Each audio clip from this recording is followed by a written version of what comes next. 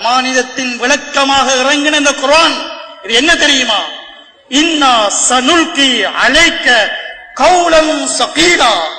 நபியே, நாம் உம்மல் மீது இறக்கின்றது பாரமான பேச்சு. பாரம் விளங்குதா? குர்ஆனை ஓதுனா பாரம் விளங்குதா? பேப்பரை படிக்கிற பாரம் விளங்குது, நியூஸ பார்த்து பாரம் ஒன்று விளங்குது, பேஸ்புக்கை தட்டி போட்டு பாரம் விளங்குது, பதட்டம் உண்டாகுது. அல்லாஹ்வுடைய வேதத்தை சுமந்து பார்த்து படித்து என்ன பாரம் விளங்குது? ஹதீஸின் எச்சரிக்கையை பார்த்து பாரம் விளங்குதா? உலகத்தின் செய்திகளை பார்த்து பாரம் விளங்கி பதறுகிறோனே, அதனால பேசித் திரிகிறோனே. யார் ஒரு ஹதீஸை படித்து விட்டு இப்படியும் ஒரு ஹதீஸ் வந்திருக்கிறே, இதா ஃபஅலத் உம்மதி 15 ஹஸ்லத்தன் ஹல்ல பிஹில் பலா. பாருங்க, இப்படி நீண்ட ஹதீஸ் எப்படி முடியுது?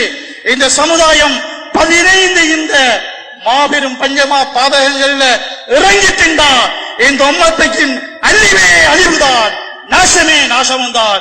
இப்படி ஒரு ஹதீஸே யாருக்கு யாராவது உணர்கின்றார்களா? ஹதீஸ் இது பேப்பர், இது பேஸ்புக், இது செய்தி, பதட்டம். என்னது? நீங்கள் அல்லாஹ்வின் அடிமைத்துவத்தை ஏற்றுக்கொண்டவர்கள் தான் அடிமைத்துவத்தை சுமக்கவில்லை என்பதைத்தான் காட்டுகிறது. அடிமைத்துவத்தின் சுமை அல்லாஹ்வுடைய பேச்சிலே தாக்கத்தை ஏற்படுத்தும். அருமை நபி ஸல்லல்லாஹு அலைஹி பேச்சிலே அது தாக்கத்தை ஏற்படுத்தும்.